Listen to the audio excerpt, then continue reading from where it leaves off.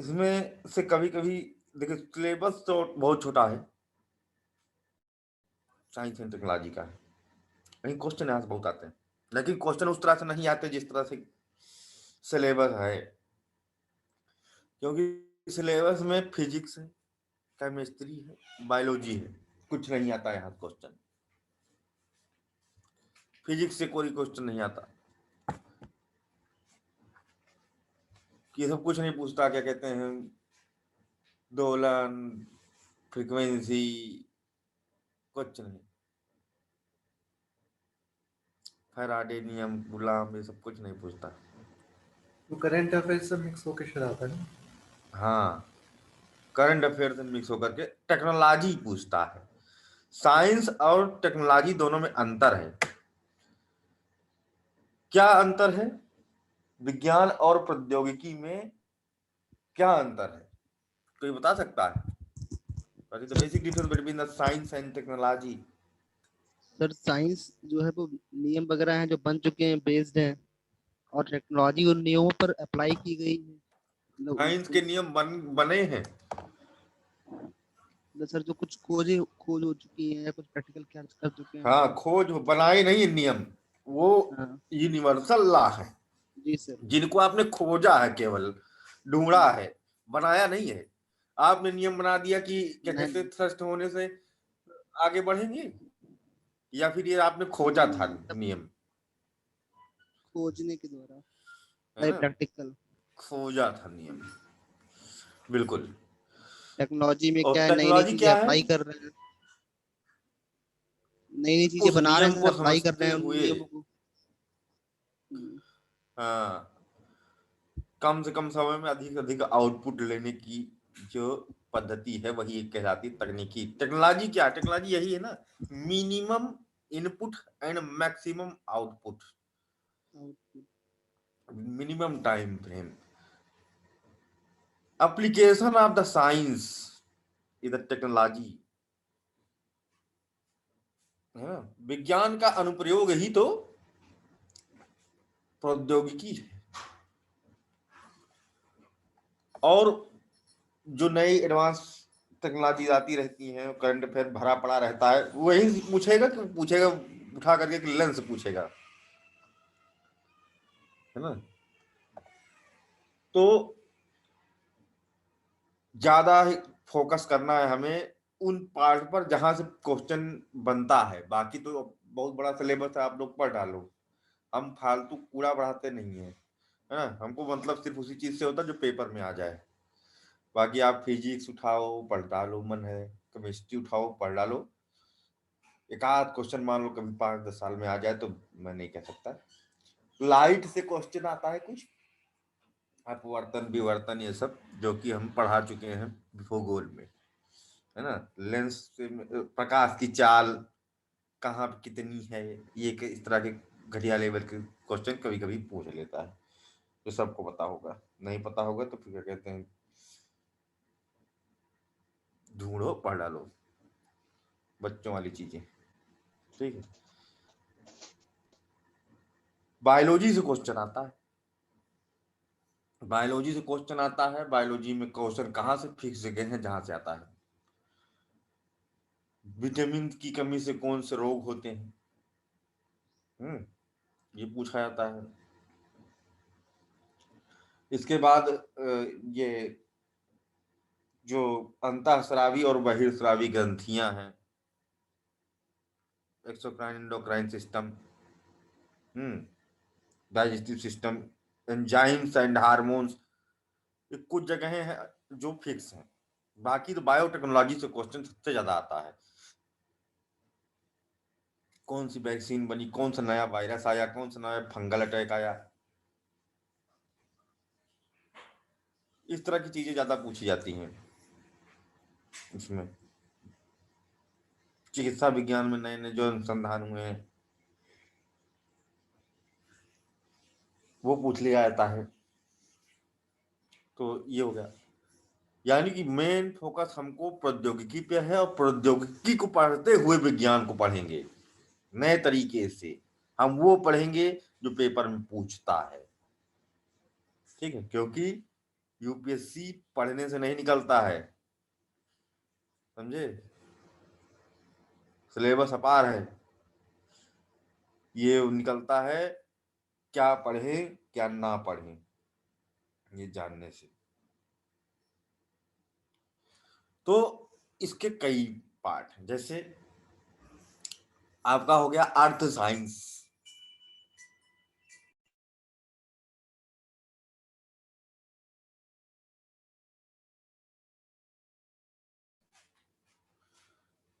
हाँ earth science होता है,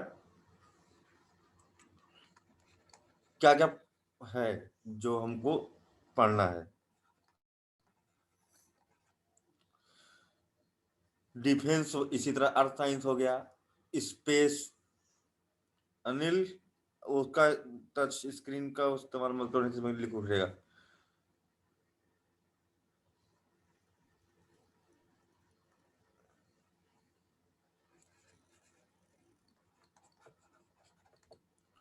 स्पेस टेक्नोलॉजी, अंतरिक्ष विज्ञान, ये भी आपको पढ़ना है। डिफेंस, ठीक है, रक्षा विज्ञान, ये भी आपको पढ़ना है। आईटी, ये बड़ा इंपॉर्टेंट है, ये सेक्टर, यहाँ से क्वेश्चंस खूब आते हैं, ठीक है, इससे भी क्वेश्चंस आते हैं, ऐसा नहीं, क्वेश्चन कहीं से भी आ सकता है, जो जो पॉइंट हम लोग पढ़ेंगे उनमें से कहीं से भी क्वेश्चन आ सकता है, ठीक है। स्पेस हो गया, और क्या कहते हैं, कौन सा बचा अभी, डिफेंस, न्यूक्लियर टेक्नोलॉजी, नाभिकीय विज्ञान, कम क्वेश्चन क्या कहते हैं, क्या लिख दिया, कम क्वेश्चन आते हैं यहाँ से,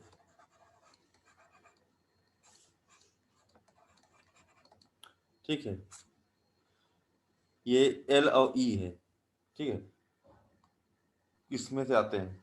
और अगला आता है आपका, ये हो गया, स्पेस हो जीव गया, विज्ञान। हेल्थ,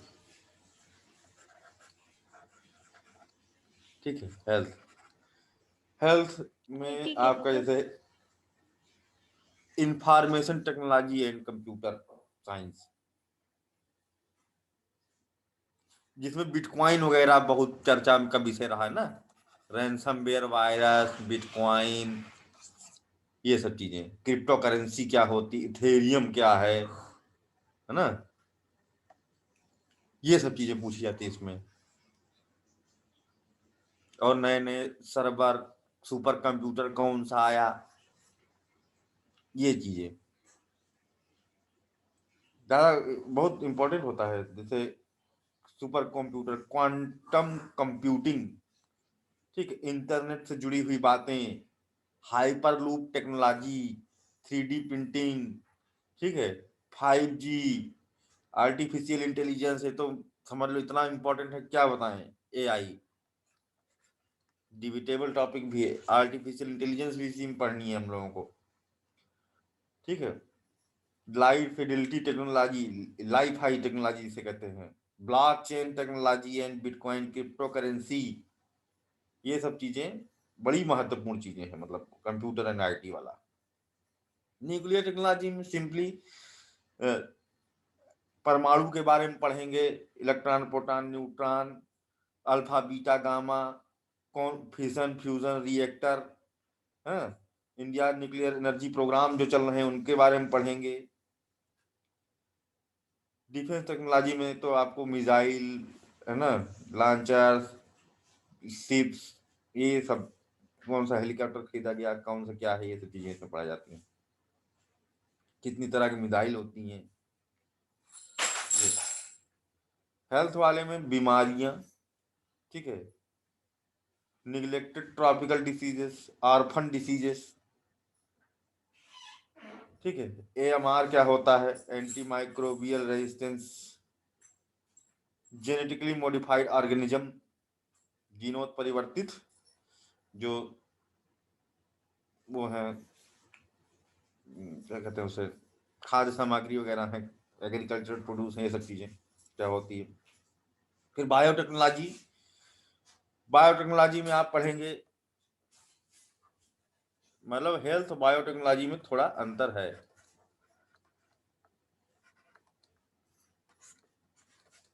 इसमें क्या क्या पढ़ते हैं, कोशिका क्या होती है, केंद्रक क्या है, nucleus, what is a cell, chromosome, DNA RNA, है ना, और gene, codon, amino acid, vitamin, tissue culture endocrine, वगैरह, एक्सोक्राइन, ब्रेन,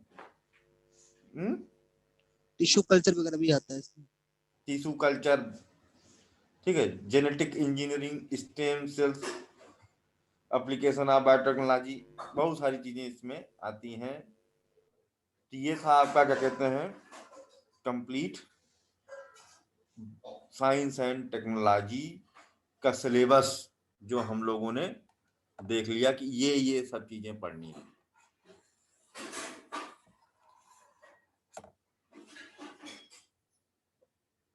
तो अभी हम लोग शुरुआत करेंगे, शुरू से ही शुरू करेंगे, पृथ्वी से ही सब आधार सबका, और अर्थ साइंस, ज्योग्राफी और अर्थ साइंस का एक होता है।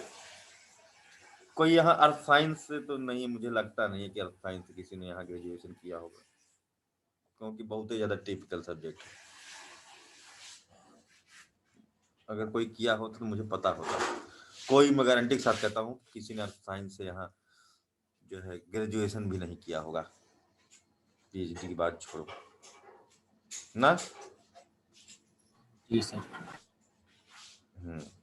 क्योंकि ज्योग्राफी से बहुत ज्यादा टिपिकल ये है, ज्योग्राफी इसके आगे जो है थोड़ा सा कमजोर पड़ जाती है अर्थ साइंस के आगे, लेकिन इसका बड़ा सिलेबस होता है, वो नहीं, यहाँ पर हम लोग कठिन वाला नहीं पढ़ना, सरल वाला पढ़ना है यहाँ पर जो आप यूपीएससी सिलेबस में। बाकी अर्थ साइंस बहुत हाई लेवल पर बड़ा कठिन होती है, रिसर्च इसमें इतना माइन्यूट लेवल पर देखना पड़ता है, दिमाग हिल जाए।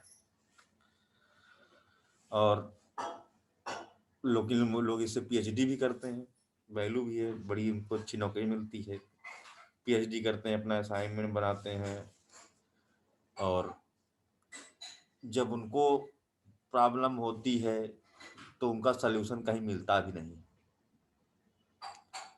एंड इसके लिए एक प्लेटफॉर्म भी है ना, check India, check USA company है जो इनकी समस्याओं का निदान करती है। जो पीएचडी होल्डर्स होते हैं और जब उनको नहीं समझ में आता है क्वेश्चंस, तो क्या कहते हैं, वो अपने क्वेश्चंस पैसा देते हैं और वहाँ पड़ा रहता है, और उसको सॉल्व करते हैं ऑल ओवर वर्ल्ड से कुछ गिने चुने अर्थ साइंस एक्सपर्ट्स, ठीक है। And I am associated with check and the solver of earth science related question, ठीक है। अभी तो मैं बहुत कम, कभी कभार एक आध को क्वेश्चन, नहीं तो पहले करता था। बहुत टिपिकल होते हैं, एक एक क्वेश्चन बहुत टाइम लग जाता है समझने में। तो शुरुआत करते हैं हम लोग अर्थ साइंस से ही, बड़ा सरल वाला यहाँ पढ़ेंगे हम लोग।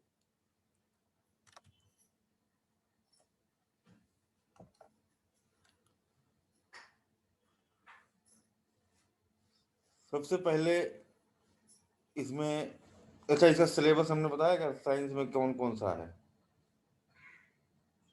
नहीं नहीं सर।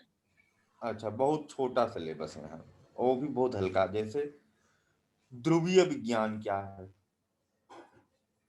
पोलर साइंस क्या है, ठीक है, अर्थ मैग्नेटिज्म, पृथ्वी का चुंबकत्व, चुंबकत्व का कारण क्या है, deep sea mining, coastal mining, ठीक है, पॉलीमेटेलिक नोड्यूल जिसे क्या कहते हैं, मैग्नीज नोड्यूल, ये क्या होता है, polymetallic sulphide, rich source of the sulphur, है ना, ये क्या होता है, अर्थ की बेसिक इंटीरियर पार्ट का स्ट्रक्चर कुछ, और कैसे यहाँ पर इलेक्ट्रिक फील्ड, मैग्नेटिक फील्ड कैसे अर्थ पे काम करती है। रेयर अर्थ मेटल कौन कौन से होते हैं, दुर्लभ धातुएं, ये नई जो खोजी गई होती है करंट अफेयर में, उसी से पूछ लिया जाता है।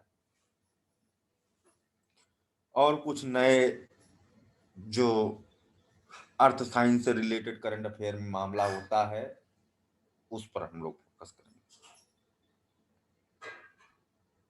तो यहां पर हम लोग शुरुआत करेंगे पोलर साइंस से।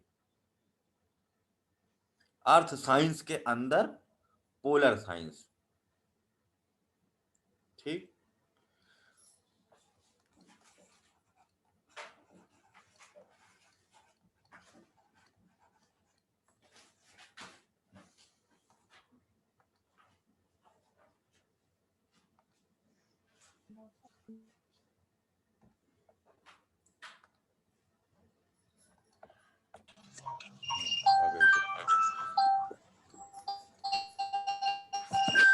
म्यूट कर लो भाई, अविनाश म्यूट करो।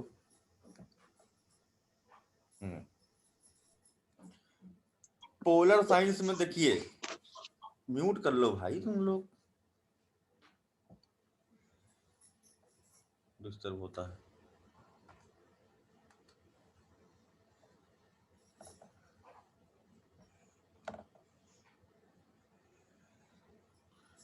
कितने पोल हैं पृथ्वी पे?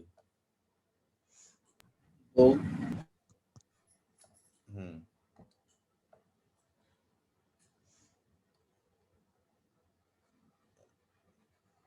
एक ये इधर, एक ये इधर।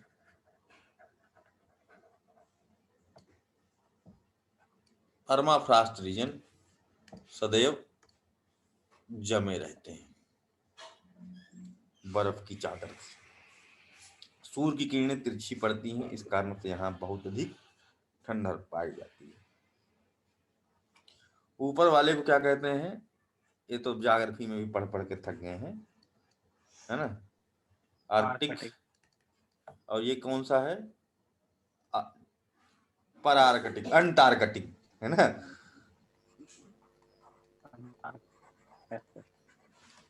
हाँ, अंटार्कटिक। तो यहाँ पर हम लोग इन दोनों की स्टडी क्यों करते हैं, इसके बारे में पढ़ना है। क्या स्टडी करते होंगे, क्या जरूरत है पोलर साइंस की स्टडी करने की, आवश्यकता ही क्या है ना। क्या क्या चीजें करी जाती होंगी। फिर अंटार्कटिक टीटी सिस्टम थोड़ा इंपॉर्टेंट है, वो भी हम लोग देखेंगे। ध्रुवीय क्षेत्रों में वहां की जलवायु का अध्ययन करना। पृथ्वी की मैग्नेटिक फील्ड सबसे ज्यादा सशक्त यहां होती है,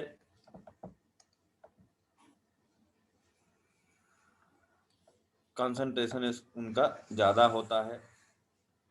इस कारण से चुंबकीय बल रेखाएं यहाँ पर सशक्त होने के कारण जो सोलर फ्लेयर्स आते हैं, डाइवर्टेड टुवर्ड द पोल, ध्रुवों की ओर उनको खींच लिया जाता है। सूर्य से निकली सोलर फ्लेयर्स, सौर तूफान, charge particle, plus minus ion, plus ज्यादा होते हैं माइनस कम होते हैं, वो जब आते हैं किसी ग्रह के वायुमंडल को जला देते हैं। जैसे कि मंगल के ग्रह के वायुमंडल को जला देते हैं, क्यों, क्योंकि वहां पर उसके ध्रुवीय क्षेत्र में क्या नहीं है, ये मैग्नेटिक पोल नहीं है, इस कारण से उसको जला देती है। और हर 11 साल में सन स्पॉट्स बनते हैं किसी भी एक जगह पर, जिसे सन स्पॉट साइकिल कहते हैं। सौर कलंक चक्र जिसे कहा जाता है, 11 ईयर्स में होता है, 11 वर्षों में। और फिर अचानक से तापमान ग्रहों का बढ़ जाता है, टेलीकम्युनिकेशन सिस्टम को डिस्टर्ब करते हैं, सैटेलाइट सिस्टम को, नेविगेशन सिस्टम को जो है डिस्टर्ब करते हैं। तो ये जो है पोल की तरफ ज्यादा खींच जाते हैं। इधर ये प्लस वाला है, ये माइनस वाला है ना। तो ये प्लस वाले को ज्यादा खींचता है कूलाम के नियम से। जो विपरीत प्रकार के आवेश होते हैं उनमें आकर्षण होता है, तो ये इधर को ज्यादा खींच लेता है इधर। तो इधर क्या होता है, वायुमंडल जलता है, ओजोन होल का कारण बनता है यह। तो क्या करना, वहां कोई रहता ही नहीं है पहले से। तो वहां पर हम पहली बात तो शिफ्टिंग ऑफ मैग्नेटिक पोल्स, इसका पता लगा सकते हैं कि नहीं।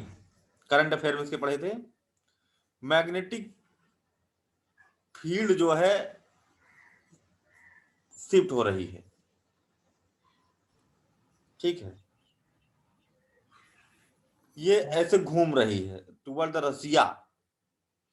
तो ये खूंटी की तरह इधर से उधर होती रहती है। पृथ्वी के अंदर कुछ भौगोलिक हलचलों के कारण, जो इंटरनल फ्लड ऑफ अर्थ है उसके कारण इसमें शिफ्टिंग होती रहती है, और इसकी शिफ्टिंग से नए ओजोन होल बन सकते हैं, इसकी संभावना होती है। अभी मैग्नेटिक फील्ड जो है बहुत तेजी से शिफ्ट हो रही है, और ये गड़बड़ चीज होती है। अभी कहां से जाती थी, ये कौन से आइलैंड से होकर जाती है, ये भी पूछा गया है। एल्समेयर आइलैंड, एल्समेयर द्वीप से होकर जाती। हालांकि इस पर आगे हम बात करेंगे, है ना। लेकिन इसका अध्ययन बड़ा जरूरी है कि नए ओजोन होल तो नहीं बन रहे हैं, ओजोन छिद्र बड़ा है हो रहा है कि छोटा हो रहा है, इसका अध्ययन किया जा सकता है। मतलब पोलर साइंस के अध्ययन से क्या क्या फायदे हो सकते हैं, इसमें प्री के क्वेश्चन छुपे हुए हैं, मेंस के भी क्वेश्चन हैं जिनको आपको लिखना है।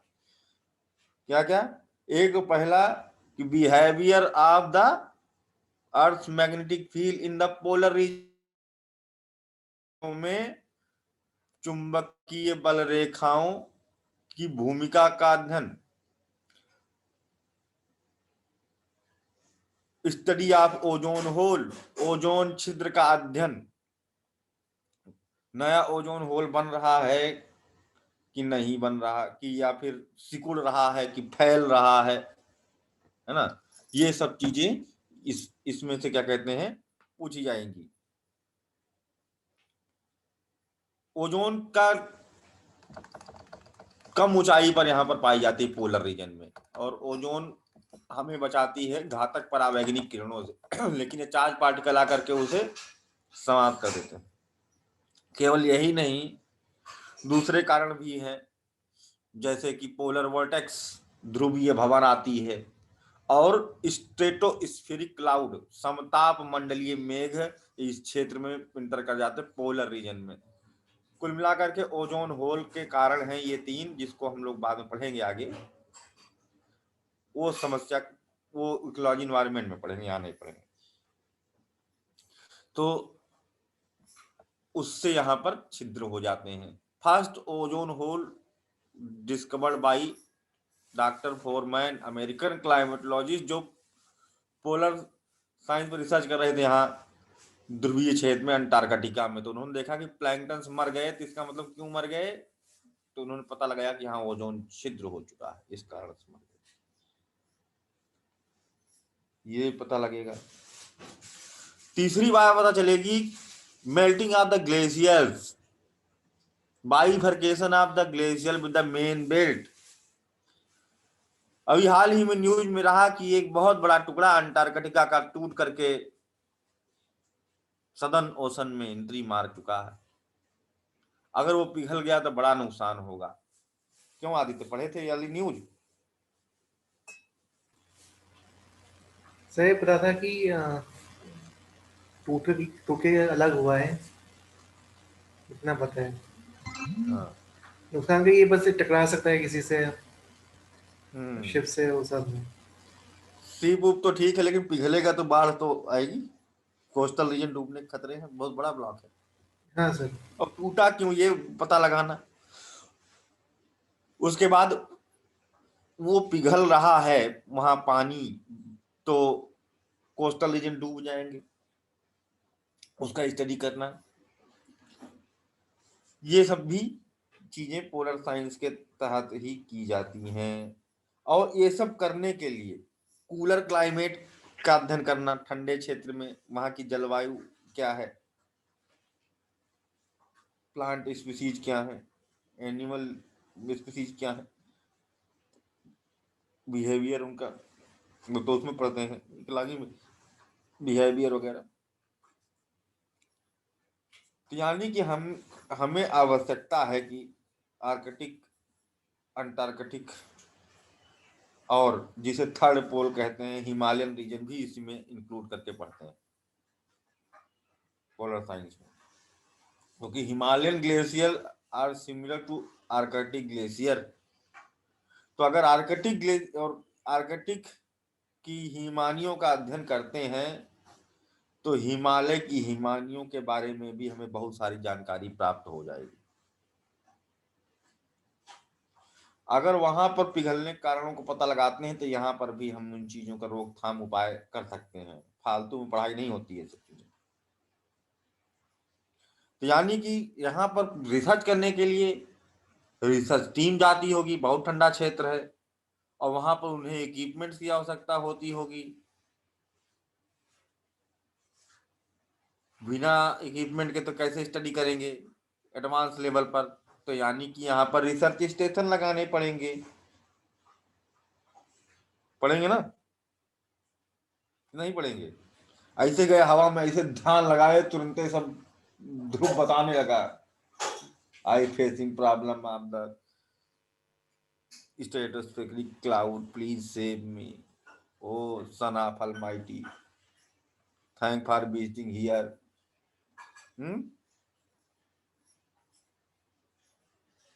ऐसा तो नहीं करेगा। तो आपको वहां पर मशीनरी वगैरह को लेके जाना। तो यहाँ पर स्टेशन, यानी अब आएंगे हम मुद्दे पर।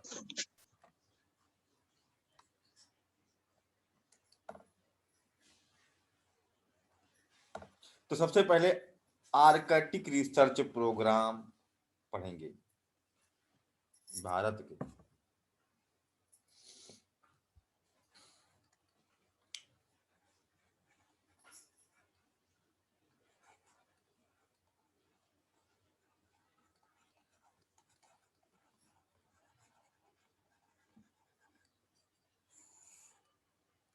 लिखने के लिए पूरा पूरा आ जाता है।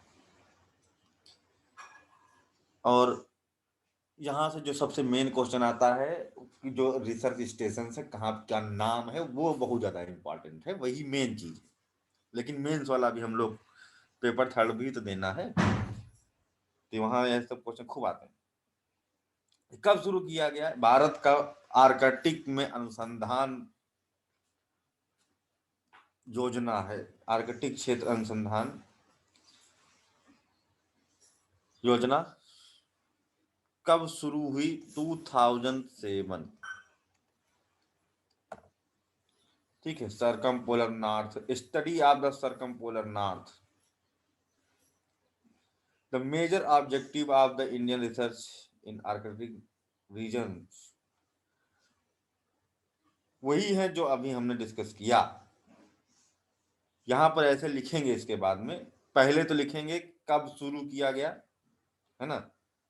तो आप लोग चाहो तो हम लिखवा भी दें 2-4 लाइन, है ना, या फिर हाँ तो लिख सर। लेना चुन।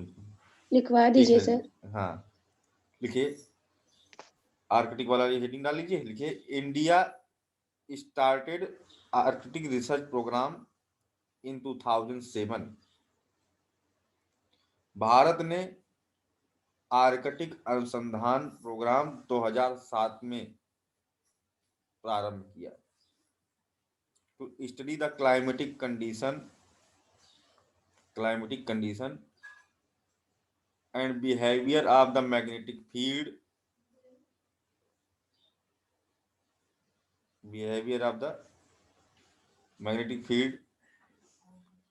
melting of the glaciers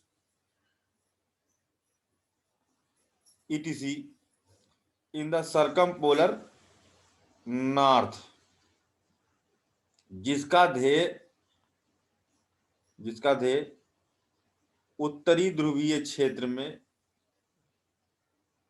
जलवायु परिवर्तन, हिमानियों का पिघलना,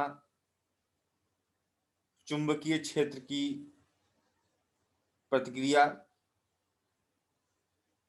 इत्यादि का अध्ययन करना। ठीक है। Major objectives of this programme are as follow. इस योजना के प्रमुख ध्येय इस प्रकार हैं।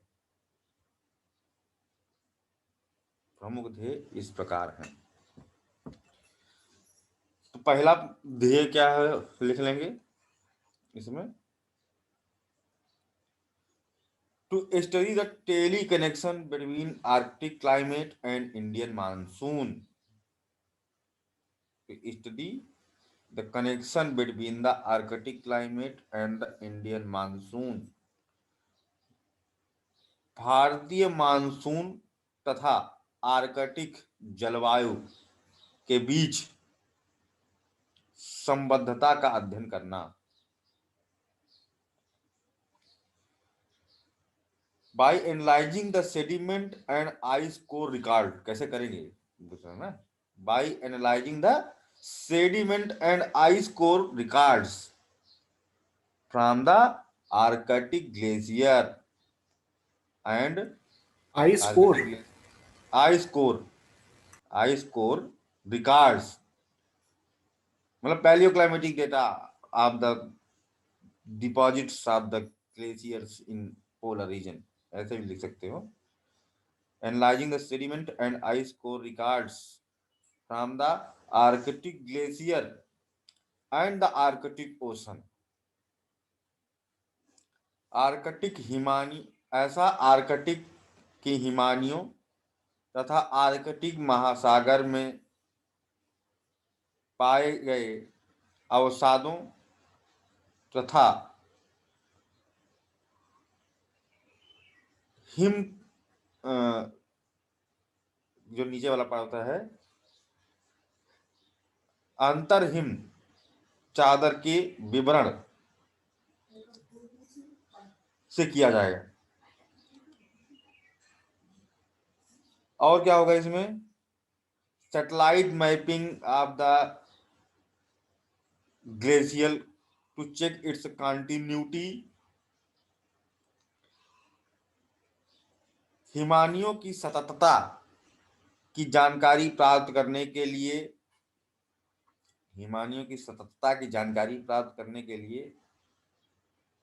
कृत्रिम उपग्रह परीक्षण। ये क्या मामला हो गया, सततता क्या है हिमानी की, क्या होता भाई? अरे कहाँ टूट रही है कैसे पता लगाओगे? दौड़ के पता लगाओगे, चेक करोगे क्या, है ना? पता चला जहां पर खड़े होकर चेक कर रहे हो खुद ही टूटा हुआ बह रहा है, पता नहीं चलेगा लेकिन खुद को, है ना? इतना बड़ा एरिया कहाँ चले जाओगे? सैटेलाइट से पता लगा सकते हो ना। Use of drone technology, drone तकनीकी का प्रयोग, सैटेलाइट का प्रयोग।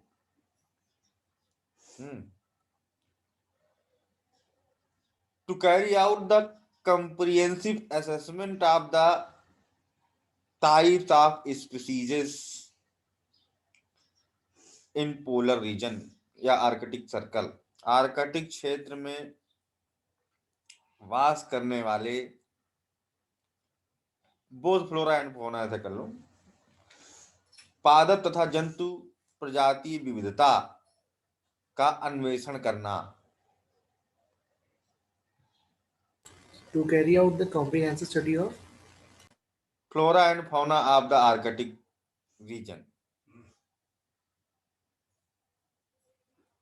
ठीक है। अगला है to study about the causes of the shifting of magnetic poles,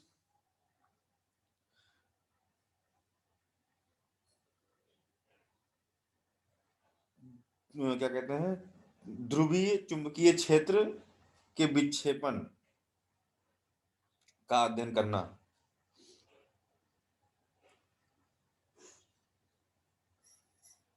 और ओजोन होल की जांच परख करना, ओजोन क्षेत्र की जांच परख करना, ये सब इसके ध्येय हैं। बहुत काम है कहने का मतलब। जीवन वहां चलता कैसे है, ये सब फ्लोरा फौना में अध्ययन किया था कि यहाँ इतनी ठंडक है तब भी यहाँ पर कैसे है।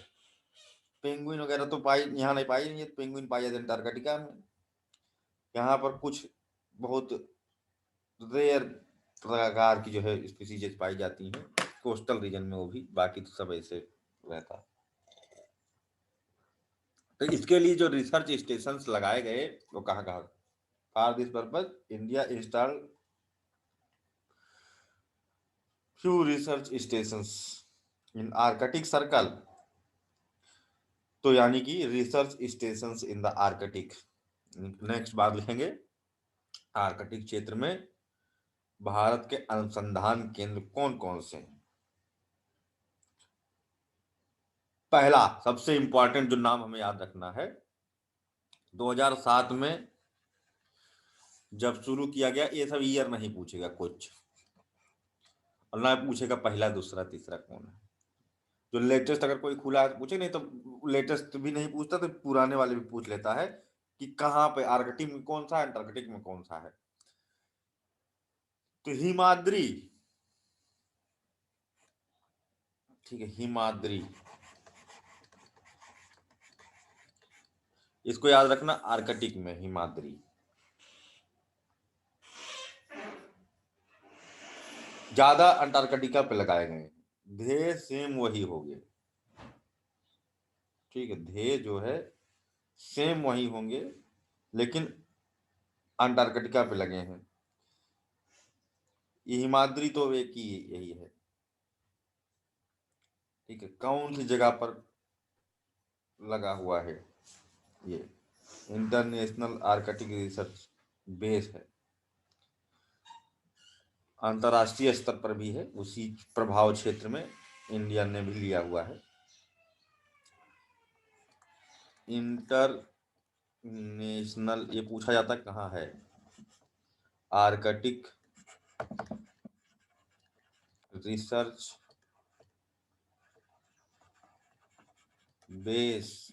जैसे इंटरनेशनल स्पेस स्टेशन है ना अंतरिक्ष में, वैसे यहाँ पर भी एली साउंड, नी एली साउंड, नी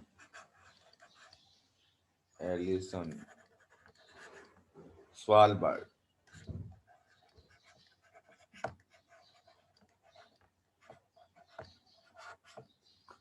ठीक है, ये नॉर्वे के अधीन टेरिटरी है।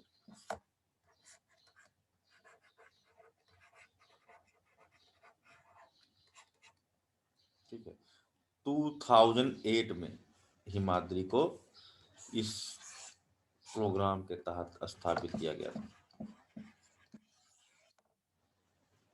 Under the Arctic research, Indian Arctic research programme. Glaciology की कहते हैं, हिमानियों का अध्ययन क्या कहलाता है, ग्लेशियोलॉजी। सर 2008 में क्या है? हिमाद्री की स्थापना 2008 में हुई, प्रोग्राम चला था 2007 से, ठीक है। कुछ लोग हैं हिमानी की रिसर्च पर जाएंगे इस हफ्ता अपने ग्रुप से, रिसर्चर्स यहाँ भी हैं, ऐसा नहीं है, अपने समूह में हैं, अच्छे अच्छे रिसर्चर्स हैं। अभी एक पूरा हफ्ता हिमानी की रिसर्च में जाएंगे कुछ लोग। अपने समूह में सब प्रकार के लोग हैं सर। नहीं, एक लोग नहीं, एक बड़े रिसर्चर हैं यहाँ, वो जाएंगे, पूरा 7 दिन खोज पर निकलेंगे, 7 तारीख से 14 तारीख तक पूरा हिमानी की रिसर्च होगी। रिपोर्ट नहीं जारी होगी लेकिन उसकी।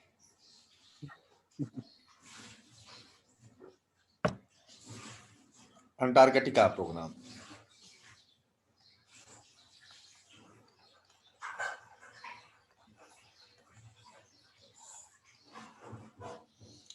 बहुतेरे देशों अंटार्कटिका सदर्न पोल आपका, और सेम ध्येय वही है, glaciology, study of climate change, weather condition, geology, wild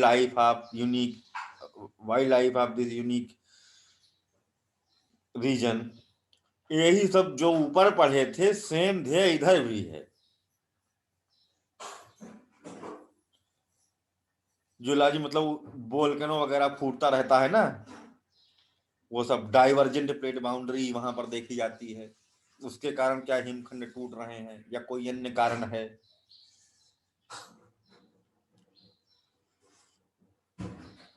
और दूसरी बात, इस पोल का प्रयोग भारत तो नहीं कर रहा है लेकिन दूसरे देश कर रहे हैं। न्यूट्रिनो वेधशाला की स्थापना भी अमेरिका ने करा है, जो पेपर में पूछा जा चुका है, हालांकि आइस क्यूब क्या है पूछा था, ठीक है। जी सर। आइस क्यूब क्या है? ये दुनिया की सबसे ऊंची न्यूट्रिनो ऑब्जर्वेटरी है। न्यूट्रिनो न्यूट्रॉन तारे की खोज करता है। न्यूट्रॉन तारा बहुत ही तेजी से, उसका डायमीटर मतलब पूरा पूरा तारा सिकुड़ के 15 किलोमीटर के व्यास में आ चुका होता है। तो इतना बड़ा विशाल तारा 15 किलोमीटर के डायमीटर में आ चुका होता है। डेंसिटी बहुत अधिक हो चुकी होती है, मास उतना ही रहता है, डेंसिटी बहुत बढ़ गई होती है, और इस कारण से ये इतने तेज रोटेट कर रहा होता है, क्योंकि रोटेशन स्पीड भी रेडियस कम होने के कारण बढ़ गई है, कि सेकंड भर में ये क्या कहते हैं रोटेट कर जाए। कुछ तो सेकंड भर में 10 चक्कर मार लेते हैं, इतना स्पीड हो जाती है। तो वो जितनी बार एक रोटेशन कंप्लीट करते हैं उतनी बार पल्सेस छोड़ते हैं, है ना। पल्सर जो होता है वो न्यूट्रॉन तारा ही होता है जो बहुत तेज पल्सेस छोड़ता है। Pulsar, X rays, gamma rays, क्योंकि इसे देखा नहीं जा सकता, इन्हीं के डिटेक्शन से उसे जाना जा सकता है। तो गर्मी में ये ऑब्जर्वेशन कमजोर होता है, तो ठंडे क्षेत्र में इसका ऑब्जर्वेशन बड़ा सुलभ है। तो दुनिया में सबसे ठंडी जगह अंटार्कटिका, अंटार्कटिका में सबसे ठंडी जगह है, जो उसकी सबसे ऊंची चोटी है ट्रांस अंटार्कटिकन रेंज की, Mount Vinson Massif, Mount Vinson Massif पर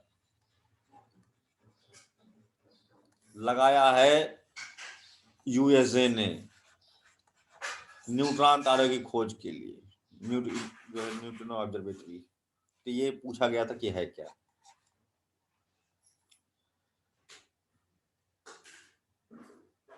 तो बाकी हम लोग को भी लगाना चाहिए वहीं, लेकिन हम लोगों ने गलत जगह लगाया हुआ है जहां गर्मी हो, ताकि डाटा ना मिले।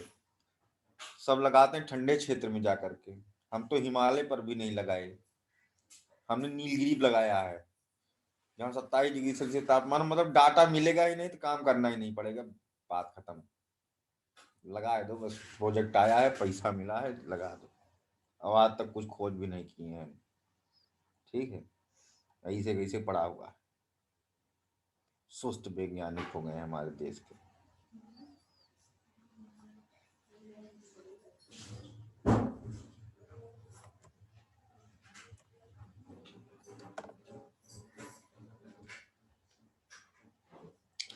यानी कि Antarctic programme is the multi purpose programme, multi institutional programme. इसको कंट्रोल कौन करता है? Regulating authority of this multipurpose programme. यह एक तरह से बहु उद्देशीय परियोजना है, बहुत सारी जानकारी से संग्रहण करना है। जो किसके प्रभावाधीन क्रियान्वित होती है? National centre for Antarctic and ocean research.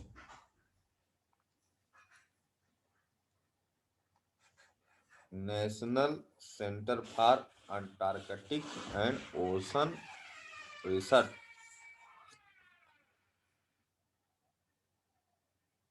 राष्ट्रीय अंटार्कटिक एवं महासागरीय अनुसंधान केंद्र जो किस मिनिस्ट्री के अंतर्गत काम करता है? भारत सरकार की मिनिस्ट्री ऑफ अर्थ साइंस के तहत काम करता है। पृथ्वी विज्ञान मंत्रालय। हाँ, पृथ्वी विज्ञान मंत्रालय ही है जिसके तहत ये काम करता है। और नहीं सर, ये अलग है, ये आइस क्यूब के अंडर नहीं है। नहीं, वो आइस क्यूब तो अपना है ही नहीं ना, हम तो वहां कुछ नहीं करेंगे। वो न्यूट्रिनो ऑब्जर्वेटरी है, वो आया था पेपर में, उसका हमने जिक्र कर दिया। हमको भी लगाना पड़ेगा इन फ्यूचर, कुछ करेंगे ही ऐसा, है ना। आइस हम लोगों को थोड़ी ना है आइस क्यूब। इन्हें तो फी किस चीज के लिए है? कौन सा? ये दूसरे काम करेगा, इसी के तहत सारे काम होंगे। रेगुलेटिंग अथॉरिटी जो ये है, इस प्रोग्राम बहुउद्देशीय प्रोग्राम है, सारा कुछ करेगा। जो ऊपर लिखाया था वही है ना, वही यहाँ भी, क्योंकि दोनों पोल है, कंडीशन लगभग सेम। तो ये ओजोन होल वगैरह वही सब चीजें, सब क्लाइमेट चेंज, कंटिन्यूटी चेक करना, टाइप प्लेस डिपॉजिट क्या है वहाँ, वोल्केनिक एक्टिविटीज कैसी हैं, क्योंकि अंटार्कटिका कॉन्टिनेंट है तो वोल्केनिक एक्टिविटीज भी वहाँ होती हैं। 1981 में, ठीक है, एक्सपीडिशन हुआ था अंटार्कटिका का। सर और इंग्लिश वाले का एक और फुल फॉर्म बता दो जो लिखा है आपने।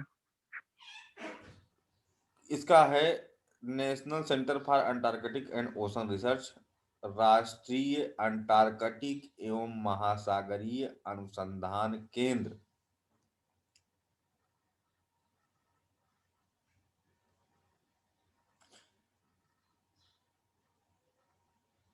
तो अब जब 1981 में पहली बार भारत ने कदम रखा, तो ठोस कदम रखा। भारत ने अपना पहला रिसर्च स्टेशन यहां पर स्थापित किया, दक्षिण गंगोत्री। इसको याद रखना, दक्षिण गंगोत्री। निम्नलिखित में से भारत का पहला कौन सा? गंगोत्री किसके नाम पर है? एक ग्लेशियर है हिमालय रेंज में, जहां से गंगा नदी निकलती है, Uttarakhand, Uttarkashi district. India's first research station, Bharat का पहला रिसर्च स्टेशन है पोलर रीजन में, अंटार्कटिक क्षेत्र में, ठीक है। और ये क्या करता है, इसका उद्देश्य क्या है? इसका मुख्य उद्देश्य है कि जो भी रिसर्चर आते हैं उनको सपोर्ट करना। जो भी विजिटर्स होते हैं, ट्रांजिट कैंप की तरह काम करता है। दवाई, खाना, पानी, कुछ बेसिक टूल मटेरियल उनको प्रोवाइड करना, ये सारी सुविधाएं देता है। कुछ इक्विपमेंट भी यहाँ रहते हैं। इसका रिसर्चर्स को सपोर्ट करना है एक तरह से, जो जाते हैं, विजिट पे जाते रहते हैं, जो उस समय यही जरूरत है। मेन सबसे ज्यादा जरूरत है उनको जिंदा रखना, है ना। नहीं तो एक लोग गए थे रिसर्च करने, क्या नाम उनका, अल्फ्रेड वेगनर, कभी ना लौटे, वहीं मतलब मर गए।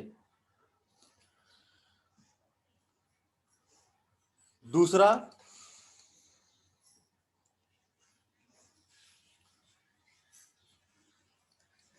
मैत्री 1989 में सेकेंड रिसर्च सेंटर मैत्री।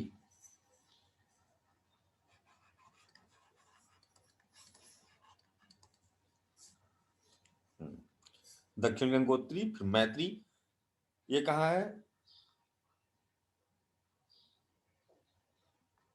चिरमचेर ओआसिस।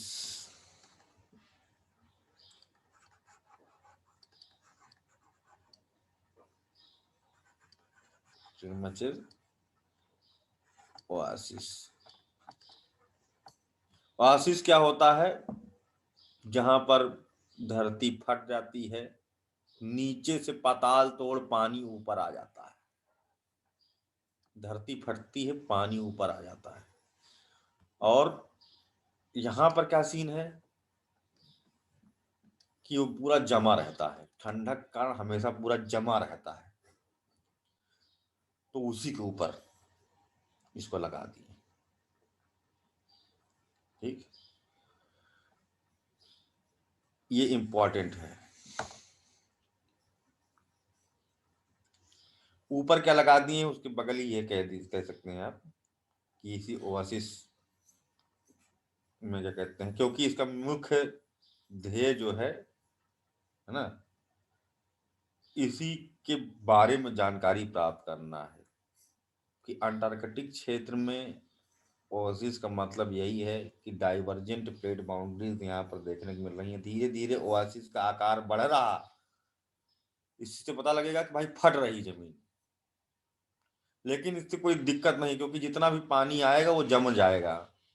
ठंडक बहुत है ना, बहुत ठंडक है।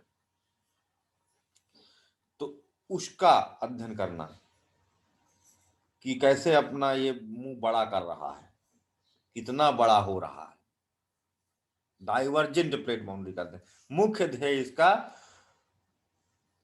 जो ग्लेशियल हिमानी है अंटार्कटिका की, उसका अध्ययन करना। Continuity satellite and drone mapping यहाँ होगी। ग्लेशियर तो की क्या पता है सब कॉन्टिन्यूटी को चेक वोल्केनिक करना। एक्टिव। हाँ, वोल्केनिक एक्टिविटी चेक करना, मतलब कि सराउंडिंग द ओआसिस क्या क्या हलचल हो रही, क्या क्या स्थिति परिस्थिति है, उसका पता लगाना। और एक कृत्रिम झील का भी निर्माण किया भारत ने यहां पर, जिसका नाम है, उस ओआसिस की जांच करने के लिए एक्सपेरिमेंटल बेसिस पर उन्होंने अपनी एक लेख बना ली, क्योंकि यहाँ थोड़ा रिस्क है। तो एक झील इन्होंने निर्मित किया है यहीं पर, जिसका नाम है क्या नाम है प्रियदर्शनी। और ये किसके नाम पर है? इंदिरा गांधी। प्रियदर्शनी झील मैत्री स्टेशन में इन्होंने बनाई भारत में। तीसरा और लास्ट है, नहीं लास्ट तो नहीं कह सकते हैं, मांस भी है। भारती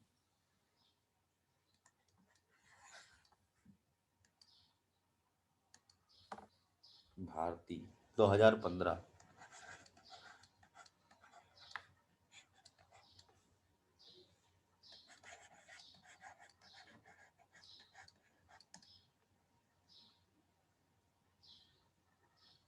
लरसेमन पहाड़ी अंटार्कटिका।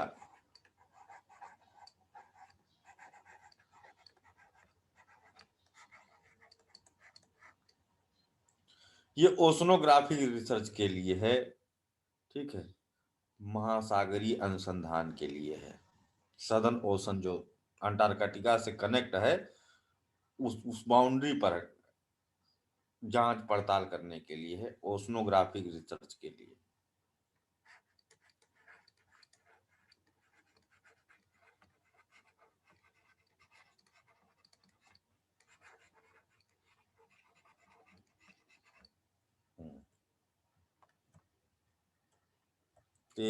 Research station.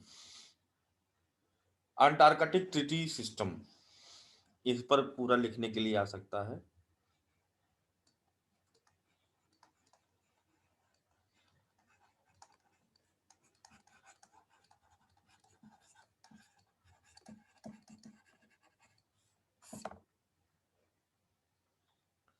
एग्रीमेंट है, समझौता, अंटार्कटिक समझौता प्रणाली, ATS जिसे कहा जाता है शॉर्ट फॉर्म में। इस पर पूरा पूरा लिखने के लिए दे देंगे क्या है ये, बताओ इसके बारे में। To regulate the international relation with respect to Antarctica. ठीक है, अंटार्कटिका से संबंधित अंतरराष्ट्रीय संबंधों का नियामन एवं निर्देशन करना, क्योंकि हम लोग जानते हैं कि अंटार्कटिका ही एकमात्र ऐसा कॉन्टिनेंट है, ह्यूज कॉन्टिनेंट, बहुत बड़ा एरिया है, जहां पर कोई देश का शासन नहीं है और जहां पर की पॉपुलेशन भी नहीं है ना, और कोई शासन कर ही नहीं सकता वहां पर। अमेरिका और रसिया कहते हैं कि अपना अपना दावा पेश करते थे, फर्जी उसको खारिज किया गया अंटार्कटिक ट्रीटी सिस्टम के तहत कि ये किसी का भी शासन यहां पर नहीं होगा अंटार्कटिका में। रिसर्च पर्पज से सभी देश यहां पर आएंगे, जैसे कि महासागर में व्यापार करते हैं, महासागर भी ओपन एरिया है, किसी का शासन नहीं, हाई सी जो होता है ना, तो वहां से कोई भी गुजर सकता है, आ जा सकता है, इंटरनेशनल ट्रेड रूट। लेकिन उसके लिए भी नियम कानून बनाए गए ताकि देशों के बीच में, क्योंकि जब सारे लोग उधर से गुजरेंगे तो कभी टकराव ना हो जाए, कभी कोई दिक्कत ना हो जाए। तो वहां पर किसी ने एक रिसर्च स्टेशन लगाया है, कोई आकर के वहां अपना लगाने लगा, किसी घर के सामने खूंटा गाड़ने लगा। तो कुछ चीजों को कंट्रोल करना है कि जब सारे देश वाले आकर के यहाँ रिसर्च कर रहे हैं तो उनके बीच में एक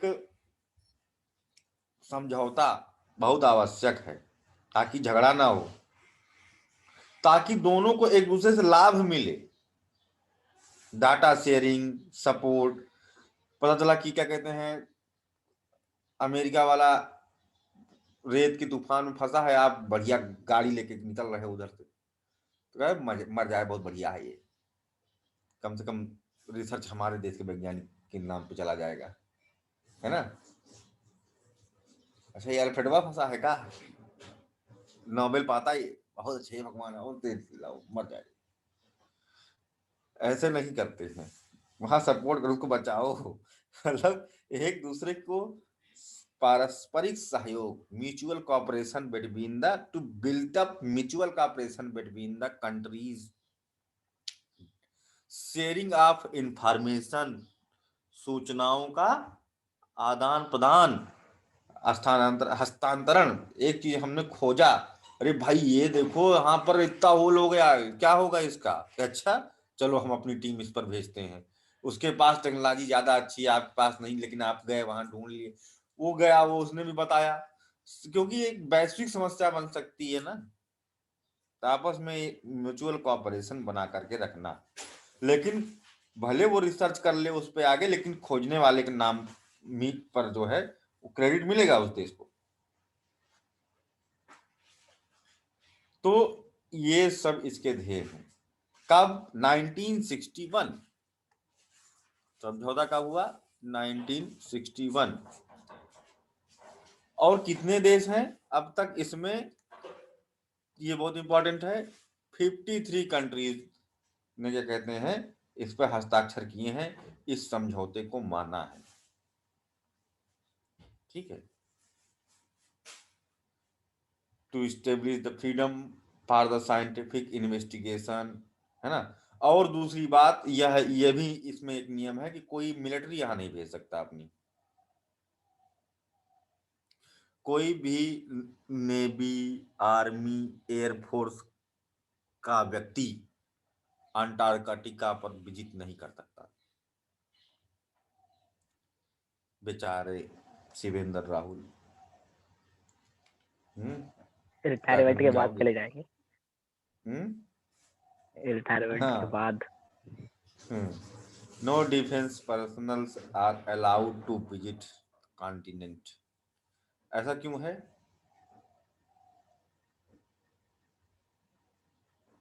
तो धीमे अरे धीमे करके जाकर सब कलेक्ट होने लग जाएंगे, फिर अरे फोर्टिफिकेशन कब्जा हो कर जाएगा। लेंगे अंटार्कटिका पर ना, दूसरे जैसे वहां पर आर्टिक में सेना पहुंच गई रशिया तो कर रहा मतलब है। कब्जा।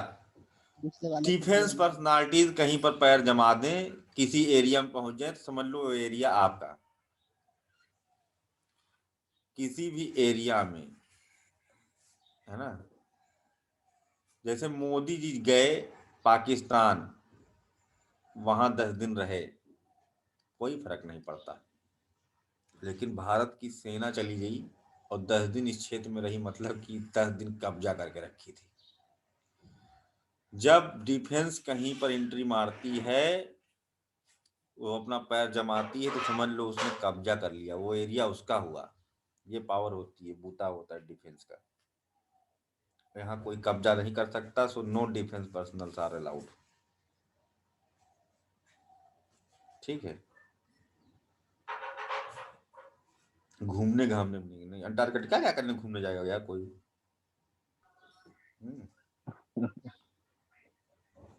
भारत कब बना मेंबर, कब भारत ने भी कहा कि हम भी ठीक है इसमें शामिल होते हैं।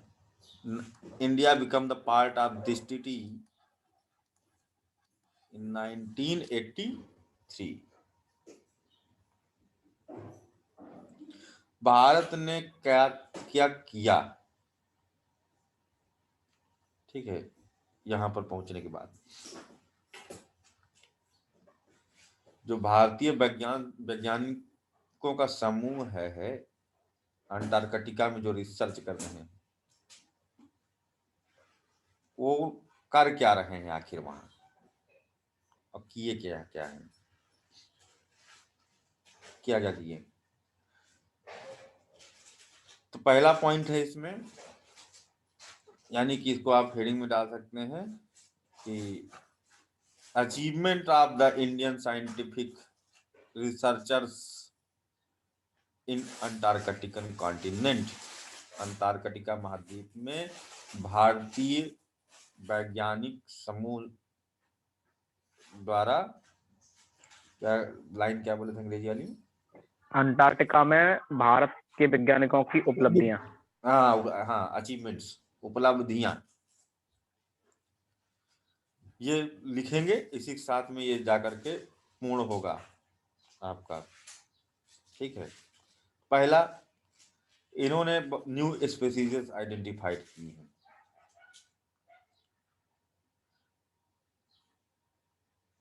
कुल अब तक 240 प्रजातियां खोजी गई हैं, जिसमें 30 अकेले भारत ने खोजी। बहुत बड़ी बात है। पहले तो लोग कहते थे बस यहाँ सील और पेंगुइन के अलावा कुछ पाया ही नहीं जाता। पेंगुइन केवल अंटार्कटिका पाई जाती है और आर्कटिक नहीं पाई जाती है। फिर धीरे धीरे और रिसर्च हुई और देशों में, मतलब 30 out of 240 species discovered till now over the Antarctica contributed by the Indian researchers. कितनी बड़ी बात है, 240 में 30 हमने खोज के दिए। यानी अंटार्कटिका पर अब तक 240 प्रजातियां रहती हैं, खोज लिया गया। कहां सोचा था, रहिए नहीं वहां। लेकिन इसमें बैक्टीरिया वगैरह की स्पीसीज शामिल हैं मैक्सिमम। वो दो तो ठीक है, उनके अलावा सब बैक्टीरिया वगैरह है। बैक्टीरिया के नए जीन, कुछ ऐसे बैक्टीरिया भी खोजे गए जो एक्स्ट्रा टेरेस्ट्रियल हैं, दूसरे ग्रह से। इससे नई चीज पता चलती है कि लाइफ यहाँ पर जो पृथ्वी पे आई होगी, ऑप्शनल हमने बताया था ना कि क्या कहते हैं, Indian researcher discovered alien rock which have some strains of the bacterias, और वो बैक्टीरिया पृथ्वी पर नहीं पाए जाते, यूनिक है एकदम अलग है। यानी कि दूसरे ग्रह से, हाँ, दूसरे पृथ्वी के बाहर से लाइफ पृथ्वी पर आई। ये इस हाइपोथेसिस को प्रूव करता है। फ्रांसिस क्रिक आए थे। हाँ, न्यू एक जीन बताया था ऑफ 2-3 बैक्टीरिया। अरब साल जिंदा रहता है। हाँ, टर्डी ब्रेड, रेडी प्लेट, हाँ। ये बैक्टीरिया नहीं है, उसमें आता है ना, प्रोटोजोआ है सर ये। प्रोटोजोआ, टर्डीवेट की खोज। ये अमर जीव जिसे कहते हैं, टर्डीवेट मरते नहीं है, सूर्य की सतह के तापमान को झेल जाए, ठंडी से ठंडी -273 डिग्री सेल्सियस को झेल जाए, है एक्वाटिक, पानी में रहने वाला, लेकिन अमर जीव है ये टर्डीवेट। बिना खाए जो है अरबों साल तक जिंदा रहे, खाना पानी की जरूरत नहीं इसको, हवा में जिंदा रहेगा, मार्स पे छोड़ दो जिंदा रहेगा, कहीं छोड़ दो जिंदा रहेगा, महासागर की तली में जिंदा रहेगा, आसमान में जिंदा रहेगा, आग में झोंक दो जिंदा रहेगा, थोड़े समय के लिए, है ना, सरवाइव कर सकता है उस तापमान को जो पे मेटल पिघल जाए। सोचो, टर्डीवेट बताया ना सर? अमर जीव। नाम क्या ये है सर? पाया, टर्डीवेट नाम है इसका, कि पाया गया वहां अमर जीव। इसको बारे में देख लेना, बहुत बढ़िया चीज है, ठीक है। इकोलॉजी पढ़ाया है आपने?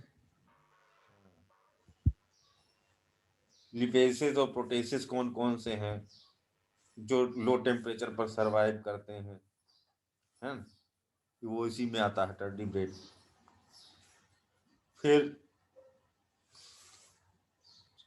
चिरमचर ओएसिस की खोज किया हम ही लोगों ने, और उसका जियोमॉर्फोलॉजिकल मैपिंग, उसका एरिया एक्सटेंशन और उसके बारे में जानकारी हम लोगों ने दी, भारतीयों ने। जहां पर कि लगाया गया है, कौन सा चिरमचर में कौन सा लगा हुआ है, मैत्री भारती, कौन सी, हिमाद्री, कौन सा, मैत्री। दूसरी बात, study of cold adaptability of human being in this harsh environmental condition. इतनी घनघोर ठंडी में मानव कैसे सरवाइव कर सकता है ना, उसके लिए बहुत सारी चीजें बताया है, जिससे कि हेल्प मिलती है, क्योंकि हिमालयी क्षेत्र में भी ऐसे ठंडे क्षेत्र हैं, वहां पर भी मानवीय आवास को जो है स्टेब्लिश किया जा सकता है, जैसे किया गया।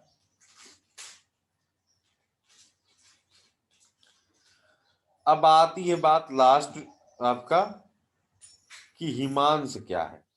ये तो था अंटार्कटिक सिस्टम, हिमांश।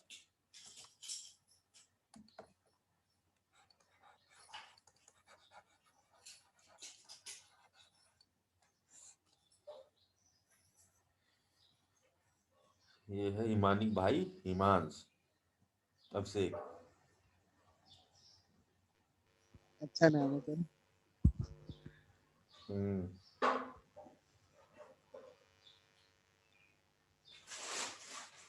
ये हिमालयन ग्लेशियर का जो क्या कहते हैं प्रभाव है क्लाइमेट चेंज पर, है ना,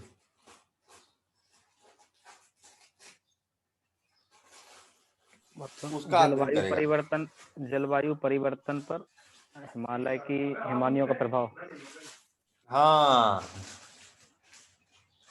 ठीक है, कितना है उसको भी काउंट करेगा, क्यों है, कैसे है, ये सब पर जांच पड़ताल करना इसका काम है। Melting rate of the melting of the Himalayan glacier, है ना, किस दर से हिमानियां पिघल रही हैं, एक्सेलरेट हो रही हैं कि धीमी हैं, और इसको सब करेंगे कैसे? सैटेलाइट मैपिंग के थ्रू देखेंगे। हाँ नहीं, सैटेलाइट मैपिंग नहीं है इसमें, टेरेस्ट्रियल लेजर स्कैनर TLS का प्रयोग करेंगे। लेजर स्कैनर, वो हिम की चादर मोटी मोटी हो, लेकिन उसके अंदर तक वो जा करके पता लगा लेगा कि नीचे क्या घटना चल रही है। ये तो क्या हो गया, यहाँ खड़े होकर के खुदाई करने की जरूरत नहीं है, अब यहीं खड़े हुए लगाया स्कैनर, लेजर स्कैनर, यहाँ गहराई पर क्या है, किस तरह का स्ट्रक्चर, टेक्सचर, क्या क्या चीजें, सब पता चल जाएगा यहाँ से, है ना। ग्लेशियर से अंदर से एक्टिविटीज होती रहती है ना, अंदर ही नीचे नीचे। हाँ ये देखो लेके चले जा रहे हैं कंप्यूटर वो अपना, हाँ, टीएलएस, टेरेस्ट्रियल लेजर स्कैनर जिसे कहते हैं, और ड्रोन, ड्रोन से अनमैन्ड एरियल व्हीकल्स, हवा में उड़ने वाले मानव रहित जो यान होते हैं जिसे क्या कहते हैं आप, ड्रोन, ठीक है, उनका प्रयोग करके एक जगह बैठे बैठे पूरा ये सब जांच परख रिसर्च करके आ जाएगा। ग्लेशियल मोशन, स्नो कवर, मोटाई कितनी है, ये सब चीज की जानकारी प्रदान करेगा, है ना। और बहुत सारे ग्लेशियर इसने खोजे। ये प्रोग्राम जो है उसके तहत बहुत सारे नए ग्लेशियर का अध्ययन किया गया है। कौन कौन से? बड़ा सिगरी, यहाँ के ग्लेशियर का अध्ययन किया गया। बड़ा सिगरी, समुद्र टापू,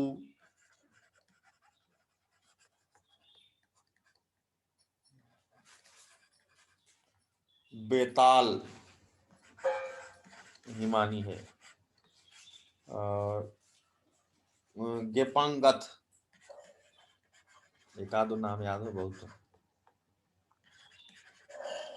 ओंजम, ठीक है, सुतरी ढाका, और भी बहुत सारी हो रही, ये सब नाम एक आध दो याद रहेगा, बहुत है काम, ठीक है, हो गया। इसी के साथ में ये सब ग्लेशियर के नाम है।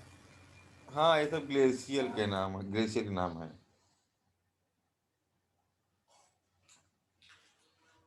एक बार रिपीट कर दो नाम से, थोड़े समझ में कम आ रहा है क्या लिखा।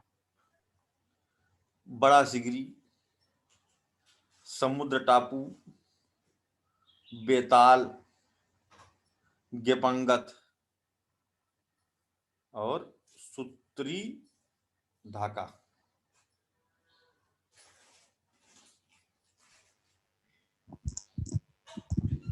इन हिमालयों पर सर खोज की यहाँ पर अध्ययन किया गया,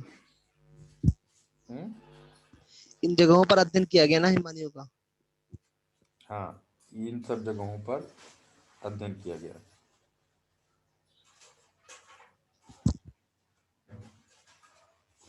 हिमालय पर अगर पीमानी पिघल जाती तो नुकसान क्या है?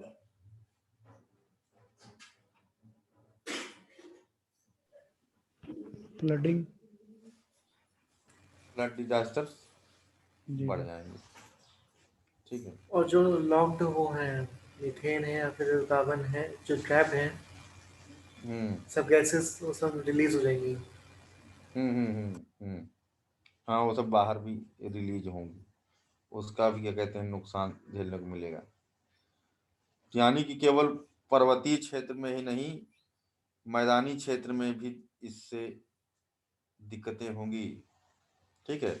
अरे वाटर टावर ऑफ एशिया कहलाता है हिमालय, है ना। जल की नितांत कमी हो जाएगी। वाटर टावर ऑफ एशिया, इतना 10 बड़ी बड़ी नदियां यहाँ से निकलती हैं, चाइना, पाकिस्तान, भारत, भूटान, नेपाल, कितने देशों को, म्यांमार, इरिगेशन प्रोवाइड कर रही है, छोटा मोटा थोड़ी ना हिमालय। सर ये जो हिमांश था, ये अनुसंधान केंद्र है, अनुसंधान कार्यक्रम है?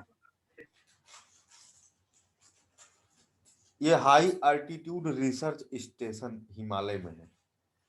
कौन सी जगह पर है ये भी लिख लीजिए, स्पीति, स्पीति की स्पेलिंग आई है, स्पीति हिमाचल प्रदेश में।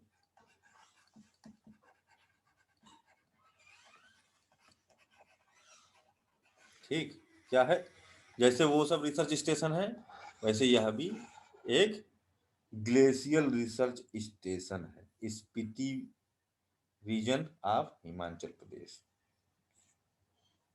13,500 फुट की ऊंचाई पर। ठीक है, हिमांश का मतलब क्या होता है? हिम का खंड, slice of the ice. Clear हो गया? खत्म हो गया टॉपिक आज का हम लोगों का। ग्लेशियर कोई दिक्कत? स्टेशन, ग्लेशियर स्टेशन है सर ना, ऊंचाई हाँ, पर। कोई दिक्कत? क्लियर हो गया? जी सब समझ में आ गया? Yes sir. Yes sir.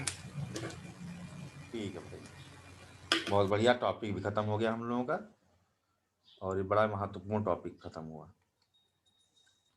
बड़ा सरल है, कुछ कठिन नहीं है। तो सर जैसे परीक्षा में आएगा तो इसी लैंग्वेज में लिख देना है? जैसे हम लिखवाए हैं वैसे लिख देना, बस। ठीक है। गोपाल जी ऊपर से चला गया क्योंकि आपने ज्योग्राफी क्लासेस नहीं करी थी शायद। बराबर सर। हालांकि है ना, इसे ही कारण है। एक आध 2 दिन ऊपर जाएगा। अगर हम थोड़ा और डिटेल में समझाएंगे तो नहीं जाएगा, लेकिन हम ये मान के चल रहे हैं कि सबने ज्योग्राफी पढ़ी है ना। कुछ जो नहीं पढ़े हैं वो पूछ लें तो हम उनको बता देंगे कि यह है क्या डिटेल में। हालांकि लगभग हर चीजें बताई गई, कुछ चीजें इकोलॉजी एनवायरनमेंट में बताई जाएंगी, ये ओजोन होल क्या है। हालांकि हमने रेफरेंस दिया है, लेकिन खुद भी मेहनत करना पड़ेगा, है ना।